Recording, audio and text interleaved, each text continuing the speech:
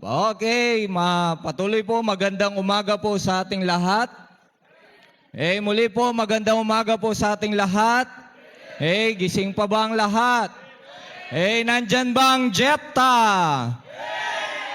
Asa naman ang Ehud? Yung mga Gideon. At syempre, hindi magpapatalo. Sino kasi uli?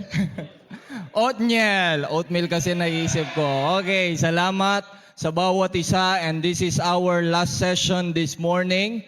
Ito po yung ating huling araw, pero naniniwala ako may mga nakahanda pang pagpapala ang Diyos mula sa kanyang mga salita. At mamaya na po yung mga announcements po natin para tuloy-tuloy po tayo at mas mahabang time ang maibigay po natin sa ating pong tagapagsalita ngayong umagang ito. So tawagin po natin yung ating song leader. Sino song leader natin ngayon? Brother Hill, please.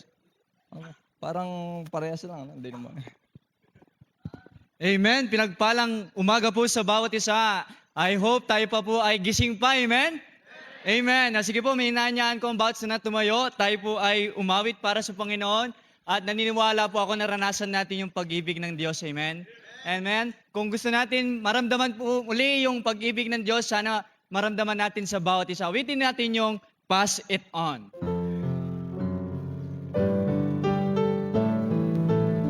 For the first stanza, may I ask everyone, sing with smile. Okay lang ba? Amen? Amen. For the first stanza, sing.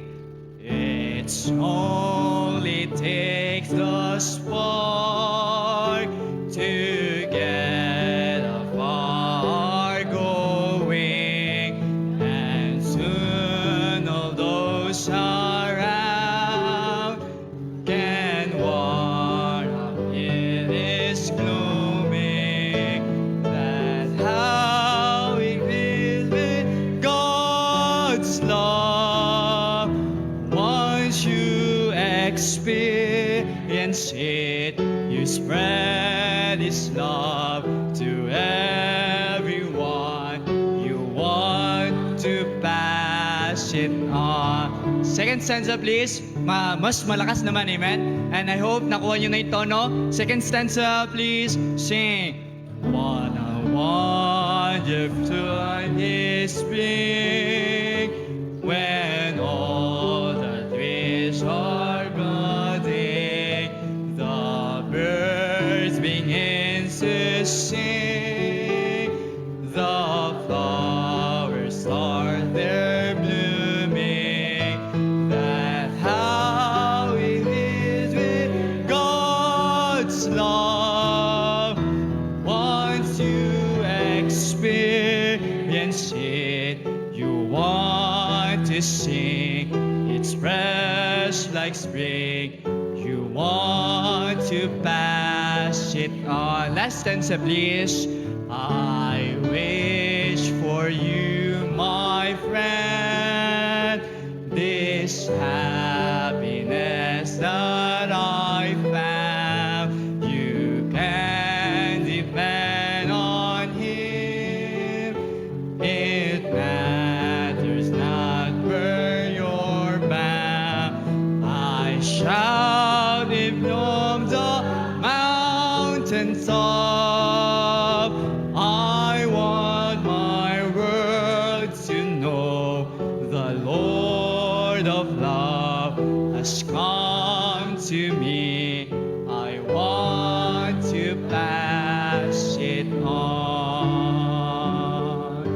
Amen. Maraming salamat sa inyo po mga tinig. Muli, awitin po natin yung ating theme song. And ngayon po, tulungan niyo po ako. Amen. Awitin natin yung second chorus and the third chorus po ng theme song po natin.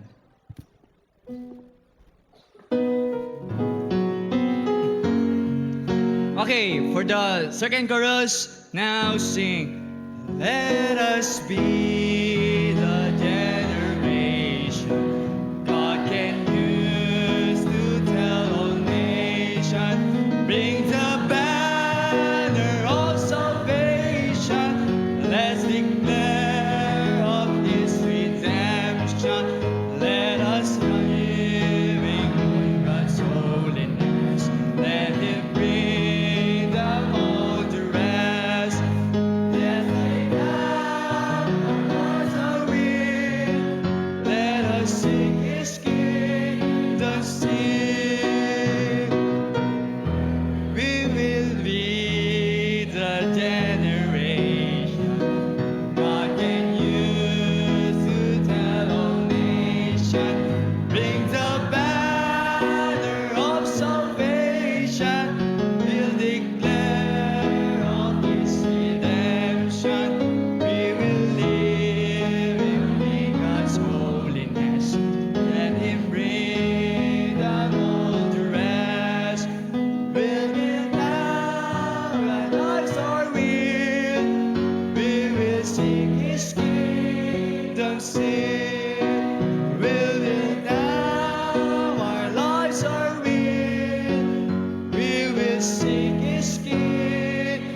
everlasting. Amen. Maraming po salamat at maaari na po kayo makaupo. Tawagin ko po yung special number.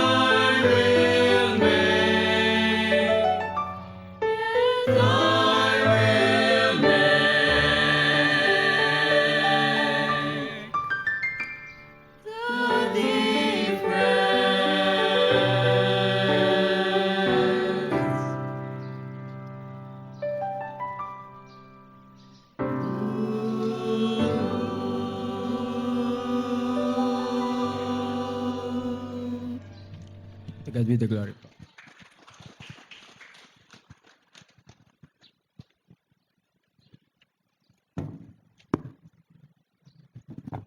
Thank you so much. At tunay nga tayong lahat nung niligtas ka ng Diyos, hindi ka dapat manatili sa kung ano ka dati. Niligtas ka ng Diyos para ipakita natin yung kaibahan natin. Pakita natin yung pagiging Kristiyano natin. So ngayon, naniniwala ako, handa ng mga puso natin para sa mensahe po ngayong umagang ito. Tuwagin po natin ang ating pastor, Pastor Kokoy Ramirez po.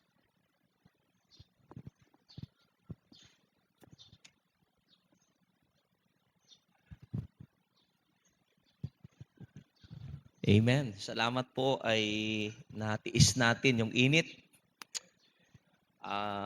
Biyaya ng Panginoon, may tuturing natin ito na blessing na kahit ganito yung panahon ay nandito po tayo para paglingkuran ng ating Panginoong Diyos. Amen? So salamat po sa bawat isa. Sige tayong lahat ay tumayo at buksan natin ang ating Biblia sa Matthew chapter 5 verse 16. Matthew chapter 5 verse 16.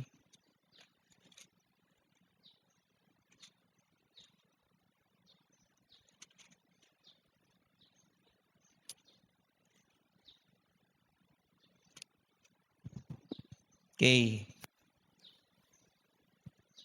Ang mensahe po natin ay pinamagatang, you can influence the world. Amen? You can influence the world.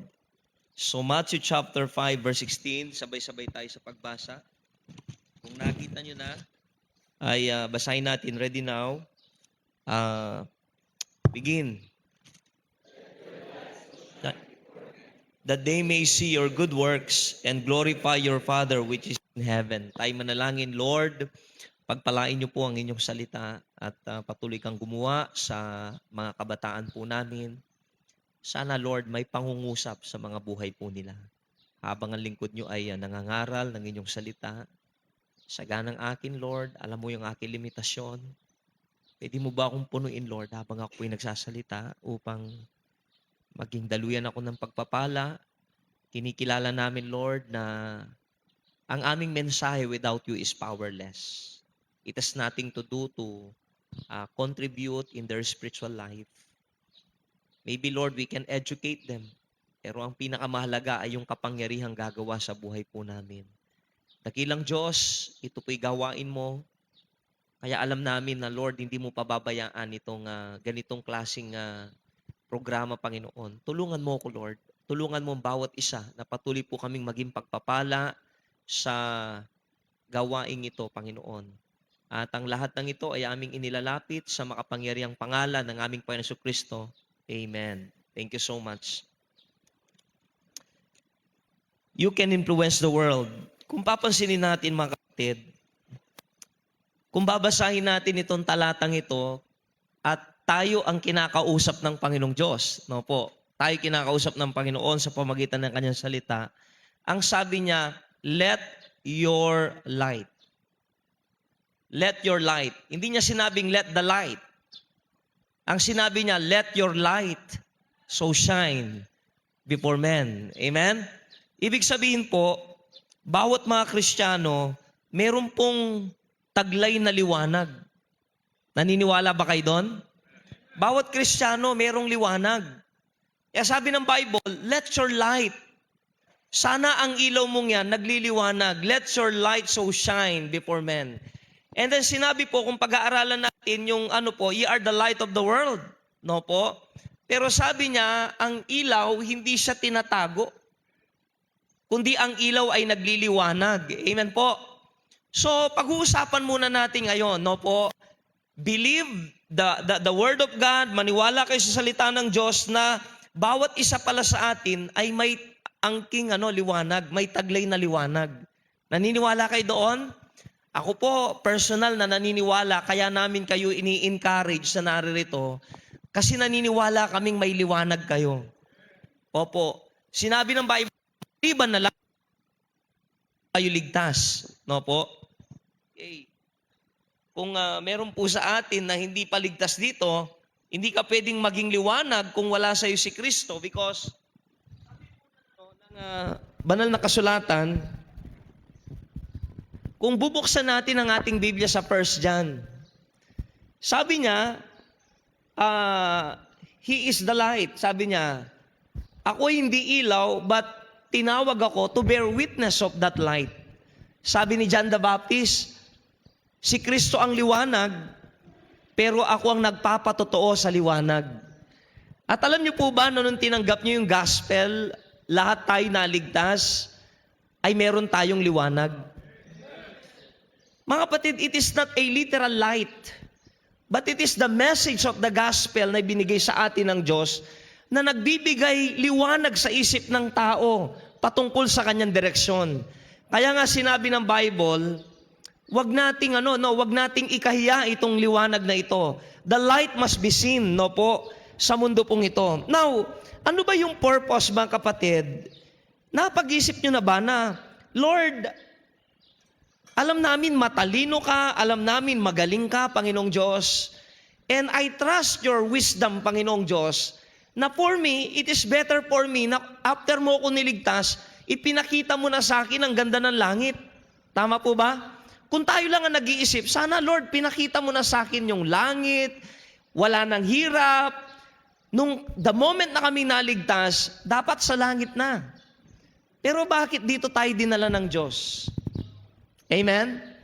Kasi mga kapatid, we have a role, we have a purpose. Bakit tayo naririto? Amen? Alam nyo, gusto kong ipakilala sa inyo mga kapatid, maintindihan natin. Pag-isipan yung mabuti ito, ano ang magiging kalagayan ng mundong ito kung wala ang Panginoon? Amen po? Kung wala ang Panginoon. Magbigay ako halimbawa, no po? For example, merong isang religion na hindi nakakakilala kay Kristo. They denounce Christ. Magbigay ako halimbawa, ang Muslim. Okay?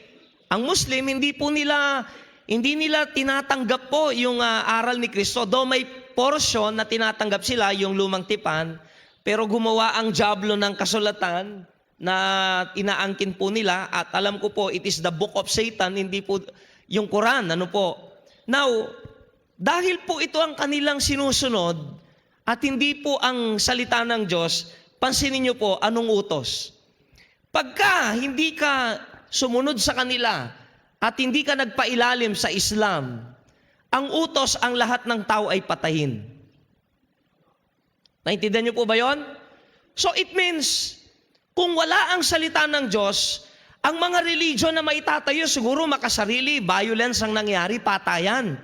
Kung sino ang mananalo, sino magtatagumpay, sila po ang mananaig, sila po ang maghahari. Ganyan po ang nangyayari, mga kapatid.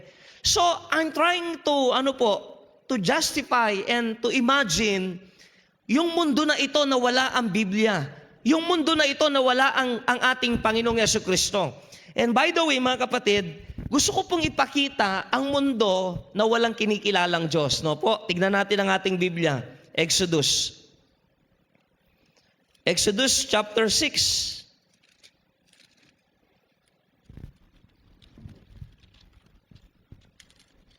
Okay? Tignan niyo po ito. And it came to pass when men, verse 1, began to multiply on the face of the earth, and the daughters were born unto them, that the sons of God saw that the daughters of men, that they were fair, and they took them wives of all which they chose. And the Lord said, My spirit shall not always strive with men. Bakit sinabi ng Diyos, My spirit shall not always strive with men? Ito ang sagot. For that he is also his flesh, yet his days shall be 120 years. There were giants in the earth in those days, and also after that where the sons of God came in unto the daughters of men, and they bare children of them, the same became mighty men which were of old, men of renown. In verse 5, and God saw. Anong nakita ng Diyos? And God saw the wickedness of man was great in the earth, and that every imagination of the thoughts of his heart was only evil continually. Alam niyo po ba, ang dahilan kung bakit nagbago ka is because of the influence of Christ. Ilan dito, nung hindi mo pa kilala si Kristo, lahat ng na-preach kaninang umaga, nakikinig kami, ginagawa mo. Baka meron tayong young people dito, teenager ka pa lang, pero may karanasan ka na. We feel sorry about it na sana maaga kong nakilala ang Panginoon para hindi ko nagawa yung mga bagay na yan. Tama? Sana maaga kong nakilala ang Panginoon para hindi ako nalulong sa mga malalaswang panoorin o sa mga bisyo. And I believe with all my heart, nagbago tayo because of the influence of Christ. And without the influence of Christ, saan ka ngayon? Yun ang tanong. Saan ka ngayon? And I believe, patuloy tayong nababago because of the influence of the Word of God in our life. Dinala tayo rito para lalo tayong magbago. Amen? May mga natututunan tayo, may mga sinusuko tayo. Kasi yan ang impluensya ng ating Panginoon. Nung panahon na yon, wala pong Kristo na mangi-impluensya sa tao. And because of that, ang sabi ng Bible, yung imagination ng tao walang patid masama. Di ba meron time nakakaisip tayo ng masama? Pero mga kapatid, kuminsan na lang gusto nating sabi ni Pastor kanina, narinig ko, kapag naiisip mo yan, sampalin mo sarili mo. Alam mo ba noon, hindi naiisip ng tao yung opposite sa kanyang masamang ginagawa. Kasi ang kanyang nasa isipan, sabi niya, is continually evil. Walang lumalaban sa masamang ginagawa ng tao. Nakita niyo po? While habang tayo nandito, nako-convict tayo, kasi may lumalaban sa mga masamang gawain natin. Tama po? Influence. At dahil dito, sabi ng Bible, naisip ng Diyos na puksain ang lahat ng taong nabubuhay sa ibabaw ng mundong ito. Alam niyo po, meron ng unang paggunaw. And that is the time of Noah. Tinapos ng Diyos ang buhay at ang kasamaan ng tao sa pamagitan ng pagbaha. Pinatay po ng Diyos ang lahat ng tao. Pero bakit po? Sapagkat hindi sapat si Noah to influence the people. Pinagtatawanan siya ng mga tao sapagkat siya lang ang mag-isang nagsasalita. Siya lang ang mag-isang nangangaral at hindi totoo yan. No po. Kaya nakita natin yon. So wag na tayong magtaka. Sa panahon po natin ngayon, ano po, alam ba ninyo bakit ganito kasama ang mundo natin? Amen? Sa Manila, kung pagkatapos yung mag-aral ng college o ng high school, mag-aral kayo sa Manila. Minsan sa Manila, talamak po, alam nila yung mga estudyante, yung mga dayuhan. Minsan yung tao, yayakapin ka lang niyang gano'n, tapos bubulungan ka niya. Ibigay mo yung cellphone mo, pati yung pera mo. Nandyan lang kami. No? Mabubutasan ka sa tagiliran pagka hindi mo binigay. May mga snatcher. Amen? Wala na tayong mapagkatiwalaan. Sa school, may patayan. Amen? Misa sa bahay, hindi magkaayos-ayos. Wala na tayong mapagkatiwalaan, mga kapatid. Bakit ganito kasama ang mundo? Kasi walang nagtuturo sa kanila. Tanong ko po, nagbago ka kaya kung walang nagturo sa'yo? Sa oras na ito, mananamit ka kaya ng tama? Ilan ang guilty rito nung wala ka pa sa Panginoon, kulang na lang, panty na lang ang suot mo? Tama po. Habang naglalakad ka, nasa mall ka pa. Hindi mo ikanahiya yun kasi walang nagtuturo na mali ang iyong ginagawa. Gustong-gusto nating nagsusuot ng mga seductive. Gusto natin nakalabas ng konti yung dibdib natin. Gusto natin nakikita yung pusod natin. O kung sakaling magpants man tayo, yung kontura ng katawan natin, dapat hapit na hapit. Dapat kita yung kaseksihan natin. Kapatid, kung walang nagturo sa'yo na manamit ka ng tama, hindi ka ganyan ngayon. You see, kung kayo nagbago dahil may nag-impluensya sa inyo, sana maintindihan natin, wala na pong ibang gagamitin ang Diyos.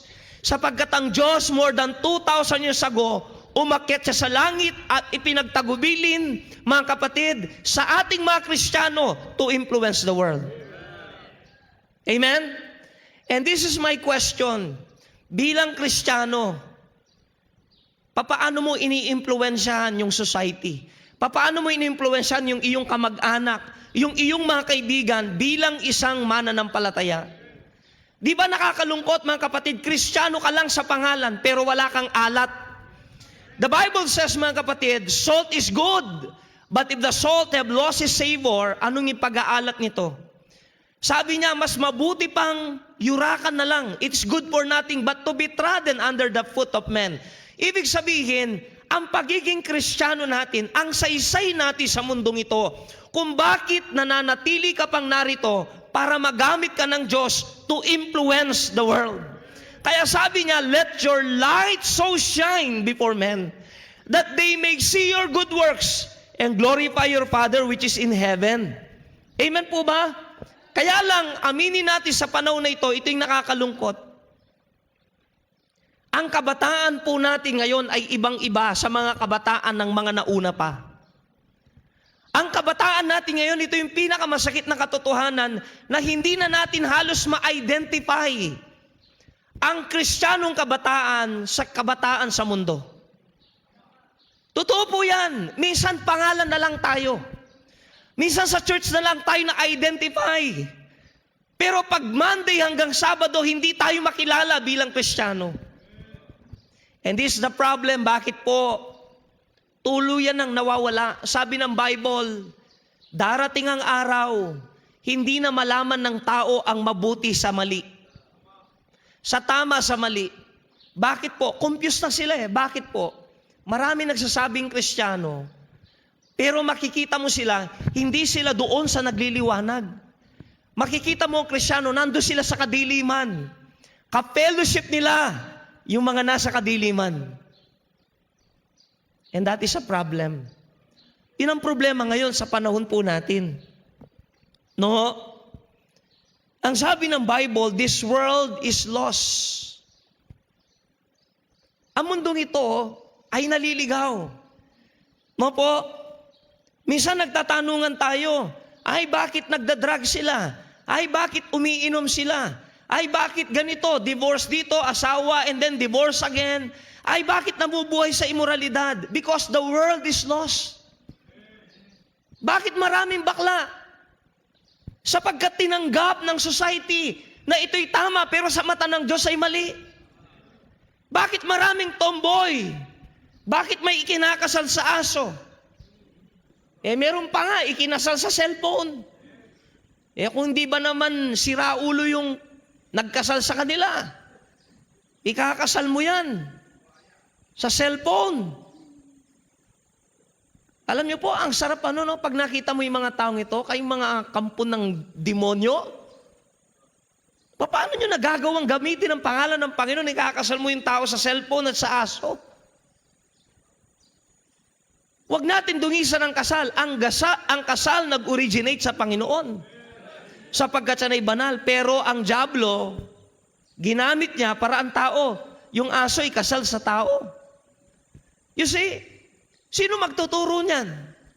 Sino magsasabing mali ang sumasagot sa magulang? Sino magsasabing mali ang nagre-rebelde sa magulang? Sino nagsasabi na mali po ang pakikipagtalik na labas sa kasal? Wala pong magsasabi niyan, maliban ng mga taong nasa liwanag. Alam nyo, sabihin ko po sa inyo, ito masakit. If you are proud to be a Christian, walang kwenta ang pagiging Kristiyano mo kung hindi ka rin nagliliwanag. Niligtas ka ng Diyos to become light of the world. Pero kung tayo po, Kristiyano lang tayo, pero wala tayo, bad influence pa, mga kapatid, mabuti pang di ka na naging Kristiyano. Pero by the way, let me remind you, wala pong totoong Kristiyano na nabubuhay sa kadiliman. Wala pong totoong Kristiyano na ikinakahiya ang pangalan ng Panginoon. Sabihin ko po sa inyo, kung kalahati man sa atin dito nagsasabing kami Kristiyano, pastor, tumanggap sa Panginoon, pero hindi kayo nagliliwanag, tagilid ang buhay nyo. Because marami pinatutuhanan ng Bible na maruruming buhay na ginamit ng Diyos. Nagbago, nagliwanag. Maraming tao po, maraming kabataan, even mga tao, ginagamit na lisensya ang pagtanggap kay Kristo, ligtas na daw. Pero mga kapatid, may bunga yan. Totoong kaligtasan, may bunga. Minsan narinig nyo po ba? Kahit mag-backslide ako, save naman ako eh. Alam naman ng Diyos, paluin na lang niya ako. Ganito. Alam mo, yung kaisipan na ganyan, hindi galing sa Diyos yan. Hindi galing sa Holy Spirit yan. Hindi dapat naiisip ng Kristiyano yan. Yung lilinlangin mo ang Diyos, papaluin na lang niya ako. Alam mo, bago mo pa isipin yan, alam na ng Diyos na ang utak mo, mapanlinlang. Pero hindi mo malilinlang ang Diyos. And I encourage you, may liwanag ba tayo? Naniniwala ba kayo, every saved person has a light? Amen po. And what is the purpose of that light? To influence. To influence. Kaya dapat may impluensya tayo. Amen? Ang nakakalungkot sa panahon po natin ngayon, mga kapatid, maraming Kristiyano, sa halip na sila ang i-impluensya, sila ang nagpapa-impluensya. That's the problem. Sila ang nagpapa-impluensya na tayo dapat ang nag-i-impluensya. Amen? Kaya nga mga kapatid, dapat hindi ka nawiwin ng mundo, sila ang winiwin natin sa Panginoon. Pero nangyayari po ba yan na minsan ang Kristiyano nawiwin ng mundo? Yes. Pananamit, lifestyle. Amen? Nakukuha po sila. So, tandaan natin yung mga kapatid, sana kung kayo nga ay ilaw, ay tunay kayong magliwanag. Amen po. Meron kaming young people. Hindi ko na sasabihin. Soul winner naman. Pero pinagtatakan ko, sa dinami-dami, halos mahigit 1,000 o hindi lang 1,000 siguro ang mga estudyante nag-aaral.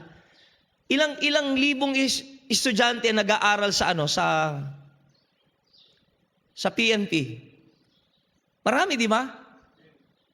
High school. Pero alam niyo po ba, mga kapatid, every time nagsusol winning, gabi. Sabi namin, ba't gabi pa kayo? Ba't gabi pa kayo nagsusol winning? Hindi ba pwede? Nasa school kayo, ang daming kabataan doon na. Pero bakit kailangan nyo pang lumabas? Alam niyo yung problema? Walang lakas ng loob kasi sira ang testimony. Kapag naunahan ka, kapatid, nag-compromise, maniwala ka, mawawalan ka ng lakas ng loob mag-share. Sa school, bakit po? Sira ang testimony. Alam niyo po, sa one soul a day, ang dami mong privilege eh. Isa-isahin mo lang ang kaklase mo araw-araw eh. Amen po ba? Kung 60 kayo, 3 months, sa klase mo pa lang, naka 3 months ka na, 1 soul a day. Kaya sabi namin, anak, di ba, ang daming yung kaklase, ang daming estudyante sa eskwelahan ninyo, how come? Lumalabas ka pa ng gabi para maghanap ng maiwiwin mo, dun pa lang marami ka nang pwedeng mawin eh. Are you listening? Minsan yun ang problema natin. Hindi maayos ang buhay natin bilang Kristiyano. Sa ating pong paaralan. Amen.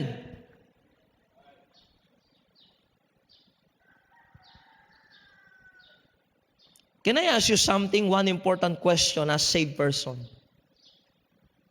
Kung lahat tayo'y pinagkatiwalaan ng Diyos ng liwanag, pwede mo bang maituro yung taong na-impluensyahan mo na nagbago, naging matapat sa Panginoong Diyos, naging Kristiyano because of your life? Pastor, bunga ko ito. Bunga ko ito. Amen? Mag-cite ako ng halimbawa, Mag-cite ako ng halimbawa. Itong mga pastor na ito, karamihan sa kanila is under the influence of our ministry.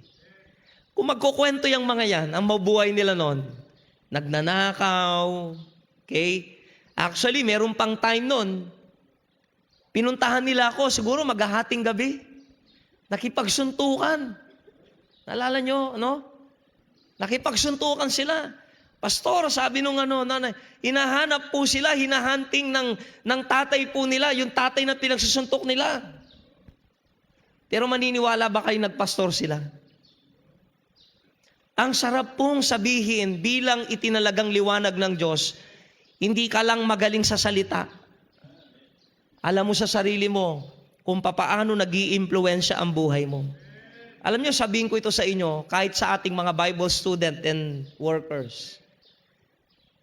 Kahit anong galing natin sa Biblia, kahit ilang medalya pang makuha natin, kung tayo po ay walang naiimpluwensyahan, sa halip natitisod po sila sa atin, walang kwenta lahat yan. Amen po? So, pwede ba tayong magtanungan ngayon? Pwede ba na guluhin ko kayo ng konti? Okay lang ba? Lalapitan ko kayo at magsasabi, sino yung na-impluwensyahan mo? Ituro mo nga. Pwede po ba? Okay na ka ba ng iba? Siguro, impluwensya sa mali, marami. Pero sa Panginoon, wala. Sana wag pong ganun. Amen po.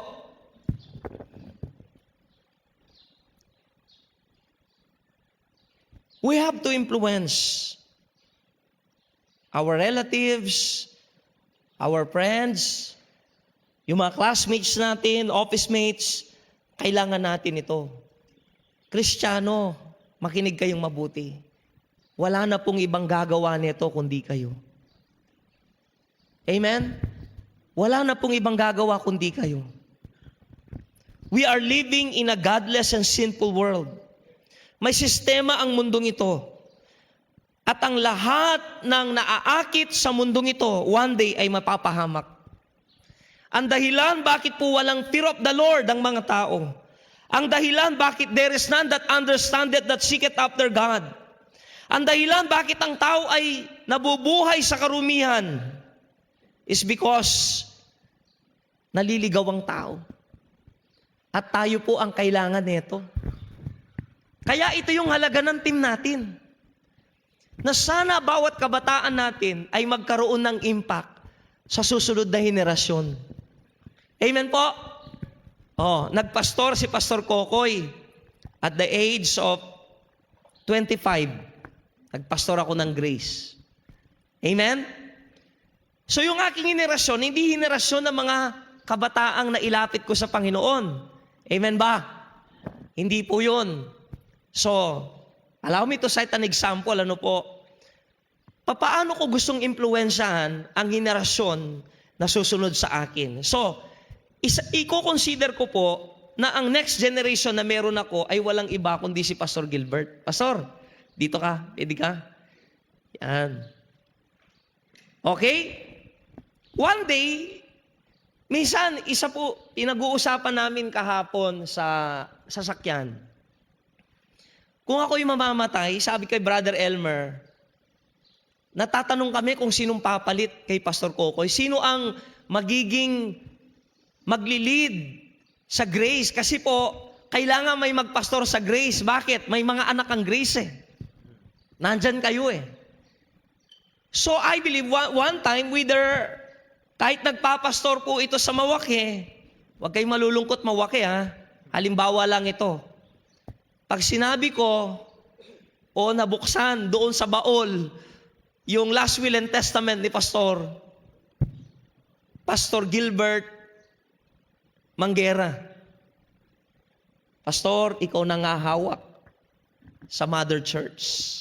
Ikaw nang bahala sa mga anak ng Grace. Nandyan po sila. Amen? Mga anak ng Grace. Sana ingatan mo ang church. One day mamamatay si Pastor Kokoy. Pero salamat, nagpapatuloy yung espiritu na nilagay sa akin ng Diyos because I have influenced one young people ito. Magkaiba kami ng henerasyon, tama po ba? Di hamak naman mukha siyang bata sa akin. Amen? Pero si Pastor Chris hindi kasi yung nanay niya nga tsaka siya napagkamalang magkasintahan eh, di ba? So, listen to this. Listen. Kung ako mamamatay na walang naimpluwensyahan as a pastor, yung shepherd will be scattered abroad. Pero because I have influenced this person in my generation, alam ko na meron titindig. Kaya nga kung sino ang pastor mo, yun ang standard mo eh. Yun ang paninindigan mo eh. Tama po ba? Alam ko may pagpapatuloy. Pero, papaano kung siya ang mawala? Salamat merong Gillian dito. Amen po? Hindi lang sa soul winning, sa pagsusuko ng buhay. Na-impart yung passion. Hindi lang siya, marami po dyan. Sina Pastor Ruel, Pastor Adrian, no po, lahat ng nandito na nagpapastor, salamat po, na-impluensyahan. Pag wala na ako, mga kapatid, ito yung halaga ng henerasyong pinipreserve natin. Because time will come, kung wala nang magmamahal sa Diyos, wala nang maghahanap sa Diyos na susunod na henerasyon. So pag wala na siya, salamat, hindi na kayo mahal, Pastor. Meron pong Pastor Gillian na magpapatuloy. Amen po ba? Pero kung si Pastor Gillian hindi na naging productive sa kanyang buhay, wala na pong susunod. Yung pinahalagahan ko, no po, pinahalagahan ng lolo niya, pinahalagahan ng tatay niya, dahil hindi siya naging productive, wala siyang na-impluwensyahan. Pagkatapos niya, tapos ng simbahan. Thank you, Gillian. Merong isang simbahan ngayon sa Bukidnon na walang pastor. Nag-ahanap sila ng pastor. Eh sabi nga namin, Tim, baka pwede ka dun. Bukidnon, nagpa-picture pa mga tao, pero walang pastor. Kasi wala pong naihanda. Kayo mga pastor, napakahalagang naisip natin kung sino magtutuloy ng ating sinimulan. Si Pastor Chris ba, meron ka nang alam mo, pag nawala ka, may magtutuloy o tinutulak mo pa hanggang ngayon? Bakit ko binigay ang halimbawang yon? Kung mahal natin ang Panginoon, huwag nating hayaan ang susunod na henerasyon na walang makilalang Diyos. Kayo po ang magpapakilala sa Diyos. Amen po? Kayong magpapakilala sa Kanya. Kaya I encourage every young people, kung kayo ay high schoolers, kung kayo ay college, ang laki ng privilege ninyo para makapagdala ng maraming kabataan. Alam niyo po ba yun, mga kapatid? Pagtulong-tulungan natin ang mga kaklase ninyo, maidala natin sa Panginoong Diyos. Okay? Remember Joshua. I admire Joshua because Joshua influenced the nation. Di po ba nung ang nasyon, mga kapatid, yung mga sumunod na kabataan na binuhay ng Diyos, sabi ni Joshua, nilid ni Joshua yon na tayo sumunod sa Panginoong Diyos.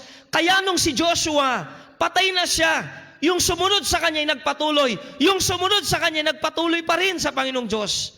Up to the third generation, sabi niya, pero dumating yung henerasyon na hindi nakilala si Joshua. Kaya sa Book of Judges, naging masama uli ang mga tao kasi wala ng pattern. Dahil nung nawala si Joshua, wala nang sumunod kay Joshua para tumayo at magpatuloy. Amen? Si Daniel, he influenced Shadrach, Meshach, and Abednego. Itong tatlong kabataang ito, hindi sila sumamba sa Diyos-Diyosan dahil meron silang tinitignan. Si Daniel. Hindi lang yun. Si Daniel, he influenced King Cyrus. Daniel influenced, mga kapatid, yung pinangungunahan, yung kingdom ni King Cyrus. Why? O King Darius, should I say. King Darius, bakit po? Because of the influence of his life. Amen? Ang sarap mangarap ng buhay natin hindi nawala na walang kwenta. Nawala tayo, na nagkaroon tayo ng silbi sa buhay ng tao. Amen po? Maraming tao sa Bible, Apostle Paul influenced Timothy. Amen po. Marami silang na-impluwensya and I hope ang buhay natin ay magkaroon ng impluwensya. Young people, you can change the world. Amen? You can change the world. So number one, mga kapatid, paano natin sila impluwensya? Number one, influence them by the gospel. Influence them by the gospel. We cannot change them, but the gospel does. Hindi po natin kayang bumago ng tao. Pero yung ebanghelyo, kaya pong baguhin ng tao. Amen po ba? Alam niyo po ba, apart from the gospel, hindi ka nagbago? Amen? We are influenced by the gospel na binahagi po nila sa atin. Sana lahat ng young people marunong mag-soul win. Ako po, sabihin ko po sa inyo, masaya ako pag maraming young people sa church. Pero hindi ako natutuwa kapag may mga young people sa church na tumatagal pero hindi marunong mag-win. Opo, totoo ito, mga kapatid, pasasaan pa't naging Kristiyano ka na hindi mo gagawin ang pangunahing utos ng Diyos na magbahagi ka ng ebanghelyo ng Panginoon. Wala kang pinagkaiba sa buhay nga pero parang patay. Every Christian should be a soul winner. Every Christian should influence the world by the gospel. Amen po? By the gospel. Meron po akong patatayuin na isang young people. Ikukwento ko yung kwento ng kanyang buhay. Muna, para malaman nyo. Nakita ko ito, he was invited ng kanyang kapwa young people na may liligaw noon. Nililigawan siya eh. So dinala siya sa church. Una ko nakita yung kanyang zeal nung ang kanyang lola ay ayaw siyang paatinan sa simbahan. So dahil ayaw niya paatinan, Pastor, kausapin niyo po, mas gusto ko pong unahin ng Panginoon. Alam niyang magagalit, maging sa pag-aaral, maging sa camp, nung araw na yun, kinausap namin na magulang niya para lang makasama. Gustong-gusto niya sumama eh. Amen? Pero alam niyo po mga kapatid, hindi ko maisip na one day, ito palang batang ito na pinaglalaban namin nung araw, ay magiging malaking blessing sa church. At nagkaroon ng malaking impluensya sa simbahan. Alam niyo mga kapatid, simple lang ang buhay niya. Pero may mga buhay dito na naligtas at naglilingkod sa Panginoon. At ang isa o dalawa marahil pagdating ng araw ay nagkaroon ng desire na magsuko ng buhay sa Panginoong Diyos. Ito po ay impluensya ni Sister Jinelle. Pwede ko bang makita dito lahat ng na-invite ni Sister Jinelle at lahat ng kanyang naging bunga? Pwede bang tumayo? Yung kanyang bunga. Ayon. Wow. Tignan niyo po ito. Amen. Amen. Thank you so much. Dalawa dito, nagagamit na ng Panginoon, no? Si Brother Arens ay malaking blessing. Alam niyo po, walang kaalam-alam ang nanay niya na umiinom siya ng alak, nagdag-drugs. Hindi naman. Muntik na. Kinikwento niya. Habang kausap ko nanay niya, walang kaalam-alam ang nanay na kung ano ginagawa ng anak. Pero sabi niya, dati doon ang buhay ko. Pero ngayon po, naglilingkod sa Panginoong Diyos. Bakit? Someone influenced his life. Merong umimpluwensya ng kanyang buhay. Si Jeremy. Mga kapatid, mag-aaral sa Bible School. Maglilingkod sa Panginoon. Nagagamit na sa pagpipreach. Nakaka-bless yung kanyang dedication. Saan siya before? Walang direksyon. Pero because his life was influenced by the life of Sister Jinelle, nagbago ang buhay niya. Hindi po ba ang sarap isipin na dati patapon na ang buhay na ito, dati lalamunin na lang ng impyerno ito, pero naisalba pa sa langit. Kasi meron pong taong nagpagamit sa kanya. Mga minamahal kong mga young people in our church, I really thank God, halos sila marunong mag-win. Kaya nga ikinakahiya ko yung hindi marunong mag-win. You know why? Sapagkat hindi ako nagkulang sa paalala, Sunday after Sunday, na kailangan nating gawin ito. Halos sila marunong mag-win. And if you are not winning souls, young people, ngayon pa lang gumising ka na. Ito yung dahilan bakit nandito ka pa. Huwag kang magtaka pag pauwiin ka na ng maaga ng Diyos. Kasi wala ka ng pakinabang eh. You cannot influence the world. In fact, you influence the Christians na mag-backslide. Yun ang masakit. Sana wag pong ganun. Amen po?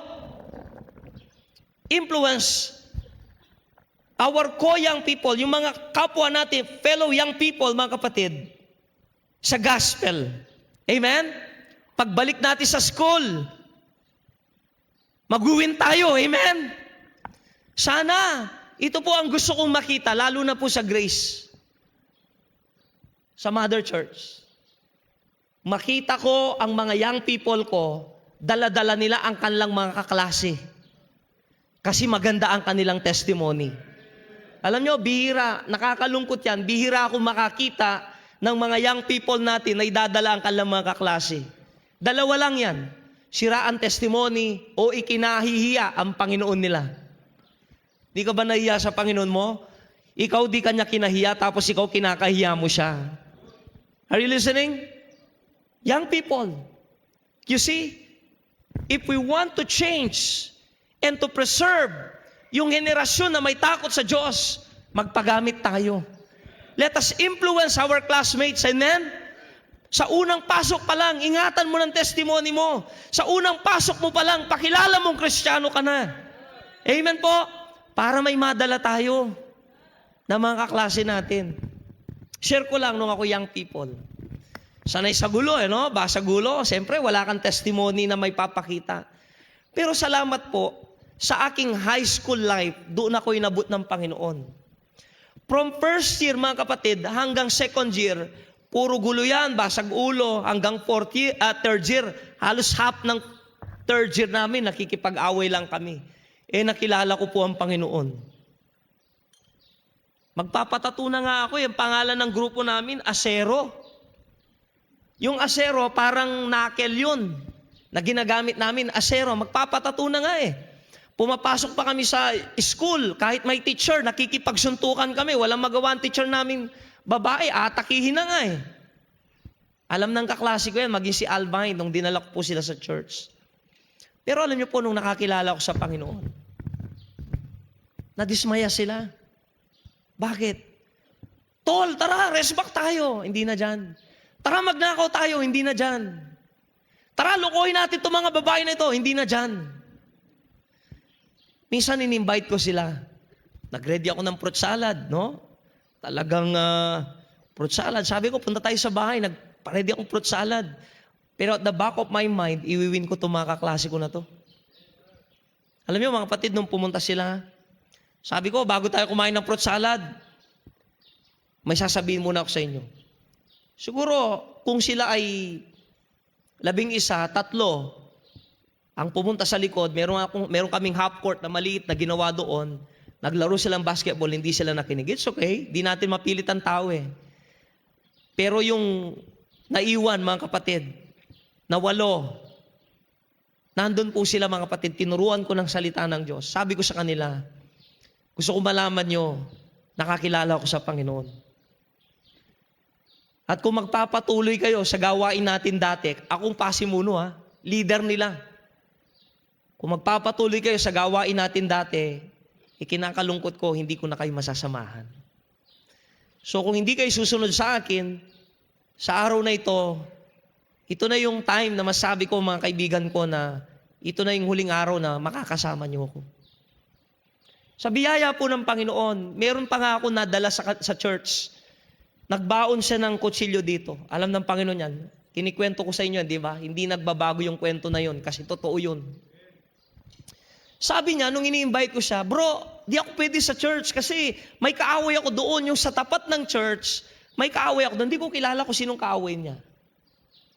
Sabi ko, sige na, attend ka. O sige, hintayin mo ako. Sabi niya, gel, yung buhok niya, spike pa. Talagang, Tapos yung pants niya, yung low waist, dito. Panahon namin, yun. Pakita namin. So, naisama ko sa church. Nakikinig, preaching. Paglabas namin ng simbahan, nagkita sila nung kaaway niya. Matanda pala yung kaaway niya. Siguro, yung time na yun, baka nasa 18 din kami, 18 years old. Sabi nung ano niya, yung kaaway niya. 17 years old. Tinuro siya. Ikaw. Sabi niya ganun. Tapos, maya-maya, bumunot.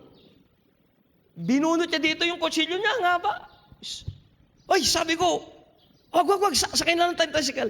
Alam ng worker, walang pera yan. Sabi ko one time kay Royet, pairam nga ng pastor. Worker, walang pera eh. Sumakay kami ng tricycle, wala akong pamasahe. Bakit? Gusto ko lang siyang mailigtas. O ayaw ko siyang makipagsaksakan doon. No po? Kaya nung naihatid ko siya, pag uwi, hindi ko alam kung ano sasabihin ko sa driver, wala akong pamasahe. Mga kapatid, that was late ng 3rd year ko, 4th year. Ang daming mga high school na tinuturuan ko sa bahay na mag-Bible study.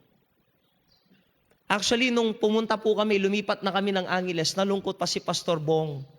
Sino ba nag-aalaga sa mga young people na yan dati? Sabi niya ganun. Ay si Brother Kokoy po. Alaga niya yung mga high school, naka-uniforme. No po, if I'm not mistaken, mga kapatid, 7 na 2nd year at 2 3rd year ang tinuturuan. Mga kapatid, sayang ang buhay natin kung di magliliwanag. Influence them sa gospel. Mag-invite tayo, maging goal natin. Alam nyo ba na meron pong isang professor sa sa RCC. Ang pangalan niya ay Erimer Santos. Tito po ni Madam Kesia, no po. Tito niya. Alam niyo po ba mga kapatid, na itong taong ito, matalino siya sa math, sabi niya, tuturuan ko kayo. Pero sabi niya, bago ko ay turuan, Bible study muna. So teacher po siya, naging teacher po siya. Alam niyo po, yung mga estudyante, nag-i-invite sila nung sabi niya, uy, punta tayo doon kay Teacher Erimer. Tuturuan niya tayo, libre merienda pa. Abay, nag-i-invite sila. Nag-i-invite. Alam niyo, ang isang masaya ngayon sa Open Door Baptist Church, halos yung mga naunang Kristiyano na mga professional, magkakaklase. Grabe, nung araw, merienda lang ang pinupuntahan ko dyan eh. Sabi niya ganun eh. Ako naman, bumabagsak ako sa subject ko, kaya pupunta ko dyan. Sabi niya, iba motibo natin nun. Yung iba, ako, chicks. Kasi yung mga kaklase nating magaganda, sumasama, kaya sumasama na rin ako. Pero anong nangyari? Sila po ay nangaligtas. At ngayon, ginagamit ng Diyos sa Open Door Baptist Church. Magkakaklase. You see? Ang hirap naman mga kapatid. Na-enjoy natin ang mga classmates natin, pero hindi man lang natin sila na-win sa Panginoon. Sana sa susunod na pasukan, malapit na. Ang unang i-goal nyo bago kayo lumayo kung saan-saan pa, mga kaklase nyo. Amen po? I-win natin. Let us influence them by the gospel. Sino pang hindi marunong mag-win dito? Young people, sana walang uuwi na hindi mo papangaraping maging soul winner. Ito ang trabaho natin. Ipinagkatiwala ang gospel sa atin. Amen? Sabi po ng Bible, mga kapatid, 2 Corinthians 4:3-6, but if our gospel be hid, it is hid to them that are lost. Nakita natin ang liwanag, pero di natin na-share. Kung hindi mo daw kung itatago mo daw ang gospel, ang iyong liwanag, ito'y itinago mo sa mga nawawala at naliligaw. In whom the God of this world that blinded the minds of them which believe not, lest the light of the glorious gospel of Christ, who is the image of God, should shine unto them. Hindi ba tang sarap na ang buhay man nila walang direksyon, pero nung inabot mo yung gospel, nagliwanag ito sa buhay nila at nagpatuloy. Amen? Ilang mga bisita natin ngayon dito na bagong buhay. Amen? Isang blessing dito si John Beltran. Ang laki ng binago ng Diyos sa buhay niya. Alam niyo, sabi niya, dati di naman ganyan kung di naabot ng gospel yan. Sabi niya sa kanyang post, tanga na, tay, kung noon gusto mo ako magbago, hindi mo nakita, heto na ang anak mo. Nagbabago na siya. Hindi yan magbabago apart from the influence of the gospel. Alam niyo po, hindi mo kailangan ng sarili mo para magbago ang tao. Ang pwedeng bumago sa tao ay ang ebanghelyo. Share the gospel, wag yung chismis ng buhay mo, kundi yung ebanghelyo ni Kristo. I-share natin. Amen po? Wag nating ikahiya ito. Sana, minsan camp natin nakapokus sa soul winning, para lalabas lahat ng mga campers natin soul winner. Amen? Influence them by the gospel. Sabi niya, for we preach not ourselves, but Christ Jesus the Lord, and ourselves your servant for Jesus' sake. For God commanded the light to shine out of darkness, hath shined into our hearts to give the light of the knowledge of the glory of God in the face of Jesus Christ. Amen? Anong una? Influence them by? Number 2, influence them by your daily walk. Influence them by your daily walk. Alam nyo ba mga kapatid, ang sabi ng Bible, tignan natin ito, Buksan natin ang ating Biblia dito po sa 2 Corinthians 3:2. 2 Corinthians 3:2.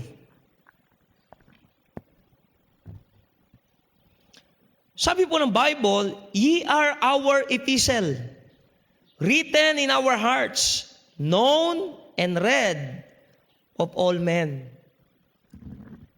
Alam nyo mga kapatid, minsan hindi natin alam ang mga buhay natin pinapanood ng mga tao. Totoo yan. Kaya sabi ng Bible, ang buhay natin ay asin. Ang patutuo natin ang asin sa sanlibutan. Ang patutuo natin ang siyang liwanag na tinitignan ng mga tao. Kailangan ng tao po maimpluwensya kung paano tayo namumuhay. Meron kaming kilalang pastor daw siya, pero mula Lunes hanggang Sabado, nasa bilyaran siya. Wala pang damit. Pag ganun-ganun pa sa tako, kita buhok sa kilikili. Kung kayo, pastor nyo yun, proud kayo? Imagine niyo si Wilson. Walang damit. Tapos yung tiyan.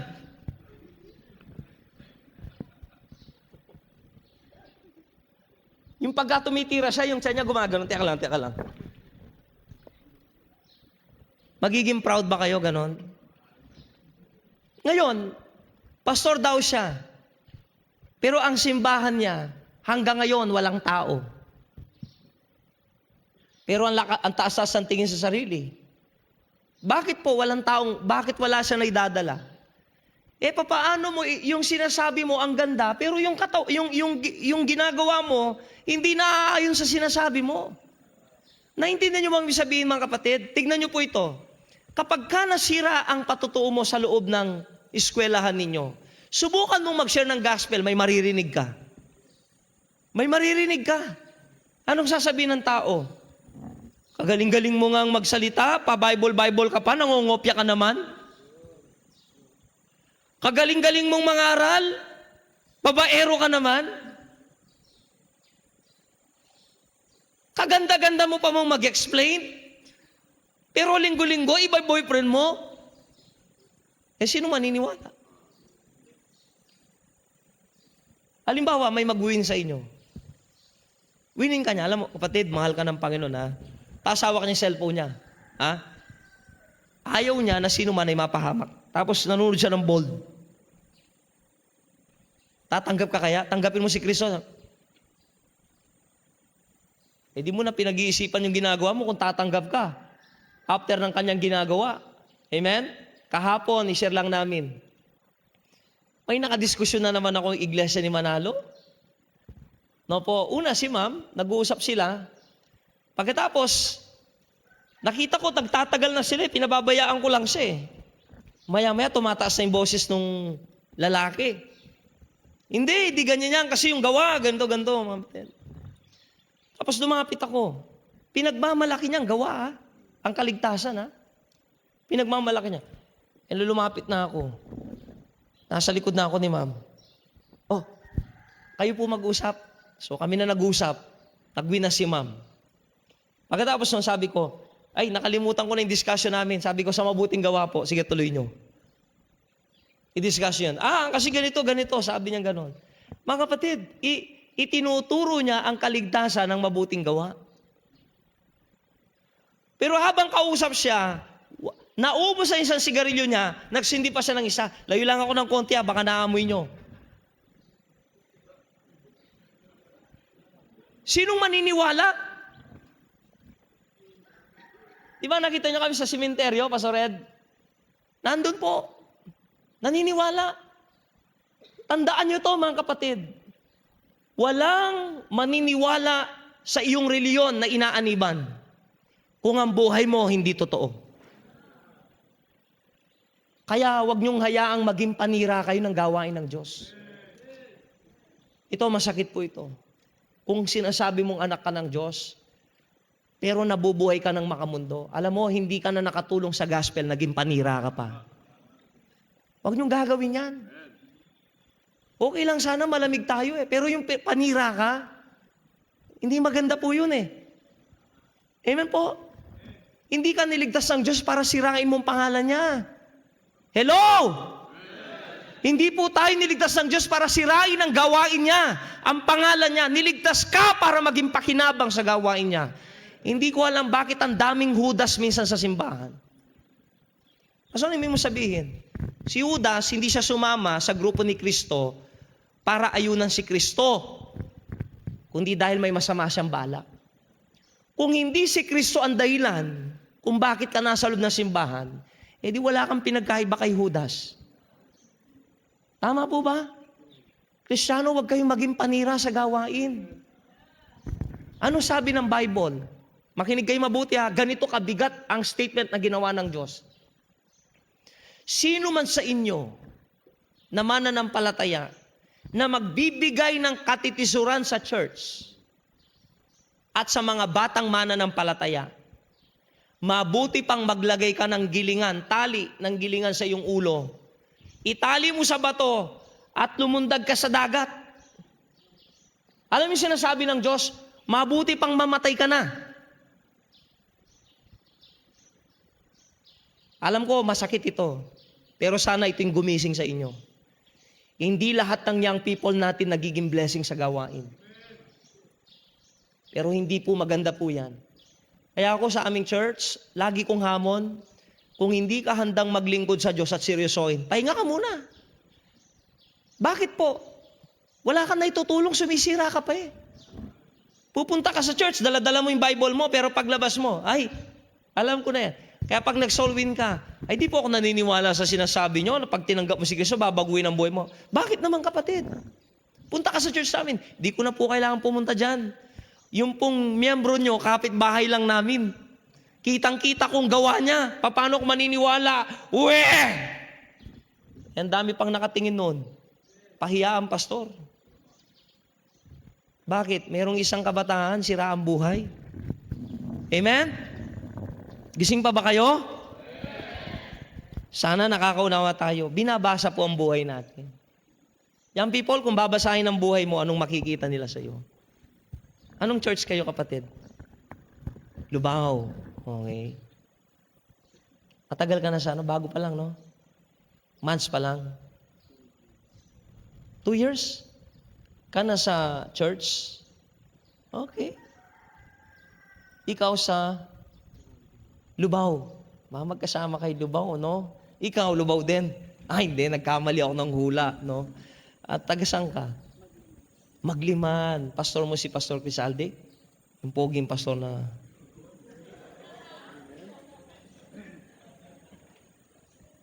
Ito, kilala ko na ito mga ano na ito Ito. Brad, tagasang ka? San Luis. Pastor mo yung matangkad? Kamukha ni Big Soto? Yung kapatid niya nagsong lead? Okay. Amen. San Luis. Okay. Tanungin ko kayo, ano yung influence?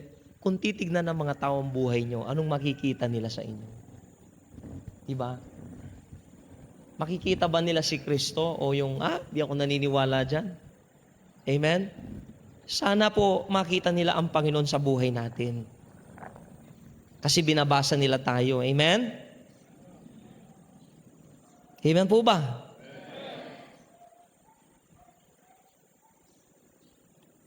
Sana ang buhay natin may kabanalan. But as He which hath called you is holy, so be holy in all manner of conversation. Amen po? Daily walk. Maging maayos tayo. May nakatingin sa atin. May mga matang nagmamasid po sa atin. Amen? And then last, influence the world by your faithfulness. Amen? Influence them through your faithfulness. Now listen, tignan niyo po ito, mga kapatid. Gusto niyo po bang makita ang mga young people na mahalin ng sobra ang Diyos? Amen? Ikaw ang unang magpakita ng malalim na pagmamahal sa Diyos. Kasi ang tao, naghahanap siya ng measuring stick. Measuring stick, pamantayan. Tignan niyo po, sa Nigeria, halos ilang libo ng taong pinapatay nang dahil po sa kanilang pananampalataya. Pinapatay po sila. Meron pong time na isang simbahan, ganito po siguro, ganito ang setup ng simbahan, itinayo ang simbahan sa bundok para po hindi masundan ng mga Muslim po ang pumapatay.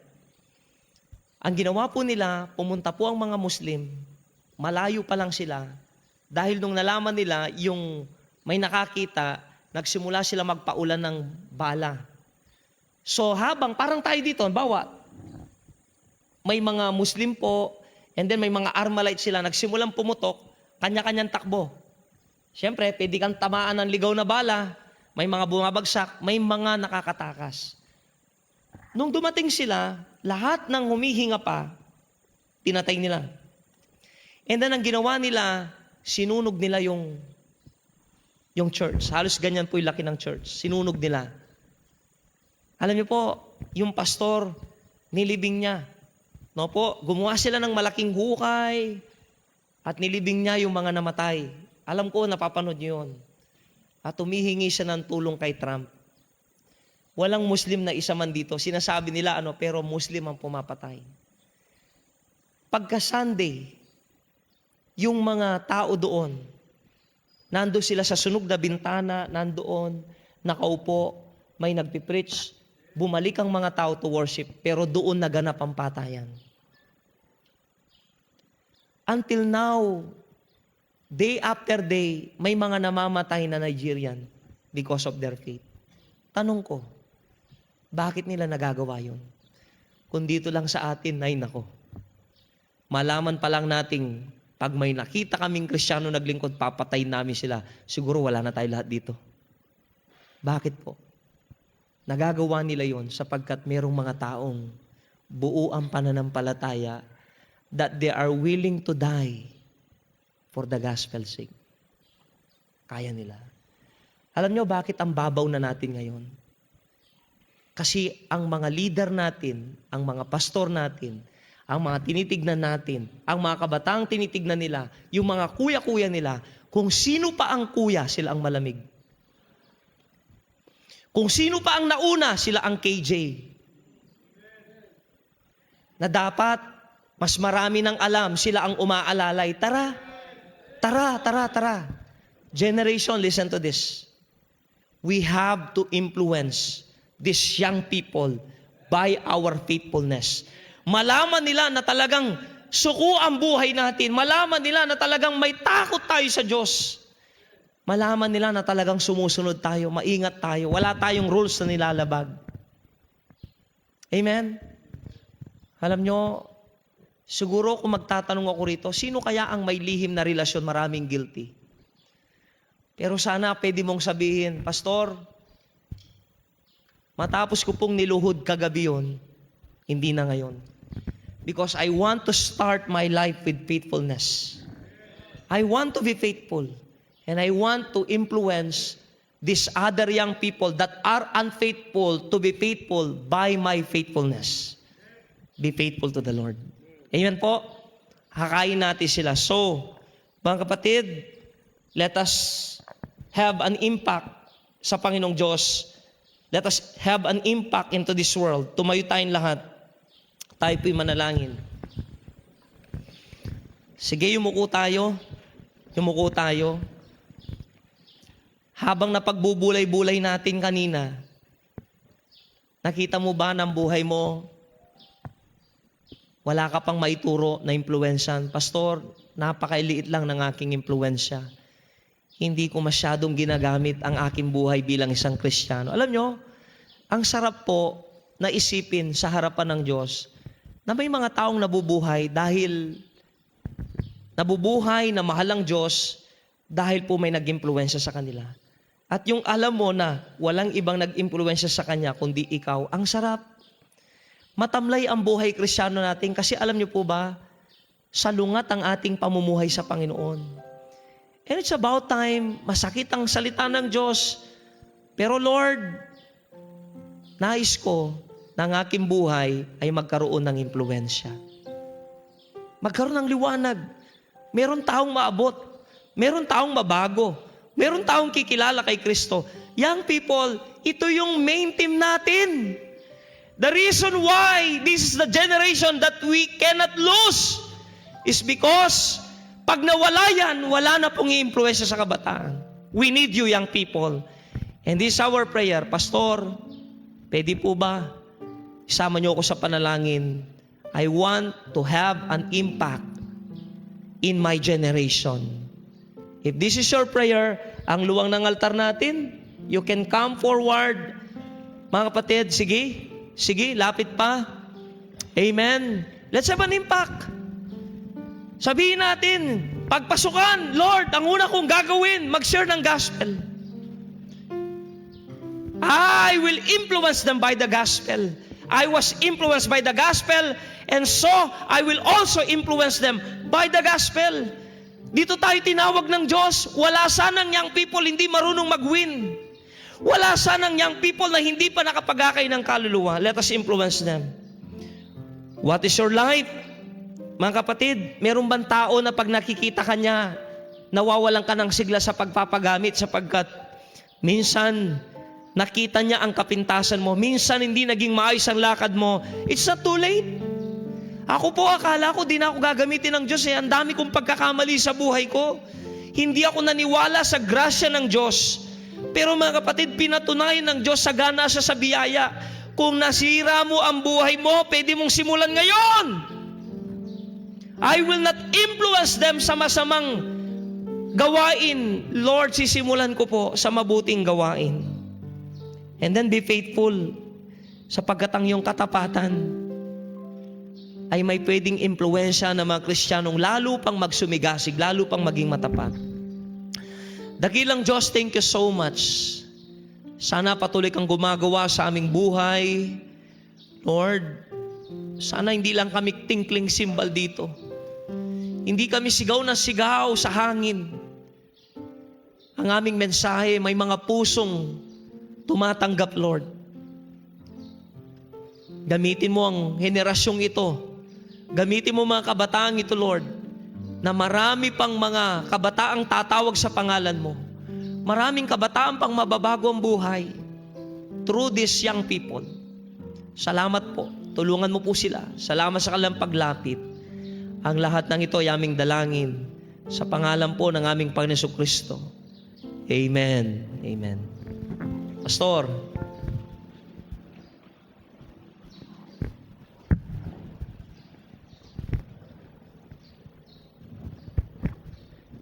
Salamat po sa mensahe.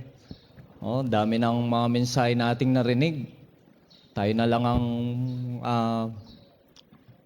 ang problema kapag wala pang nabago sa buhay po natin. Kaya sana pag-uwi po natin, dala-dala po natin ang mga mensaheng narinig po natin. At meron pa tayong huling mensaheng marinig mamayang gabi. At nawa iuwi po natin lahat po yan. No? So tayo po ay tuloy-tuloy na. Sakto, lunchtime na. Amen? So binusog tayo ng Diyos sa yung ating mga kaluluwa ngayon ay physical naman po. So tayo po ang lahat ay tumayo, tuloy-tuloy na po tayo. Tawagin po natin si Pastor Crisaldi. Pwede niyo po bang ipanalangin yung ating pong lunch? No.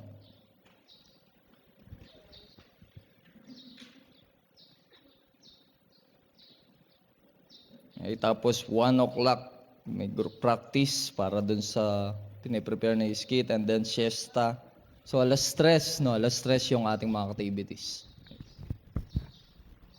Sige po, tayo po yumuko at manalangin. Aming amang dakila, patuloy Lord. Salamat po sa inyong mensahe sa umagang ito. Magmula pa ng umpisa, Lord, ay mga salita niyo ay tumitimo sa mga puso po namin, Panginoon Diyos. Nawa sa aming pong pag-uwi, magkaroon po ng impact ang mga salita niyo sa aming mga buhay, Panginoon Diyos. Nawa ito po'y tunay na magliwanag sa aming mga buhay, personally, Panginoon Diyos, upang patuloy niyo po kaming magamit at nawa sa susunod na henerasyon ay magkaroon po ng pattern, Panginoon Diyos.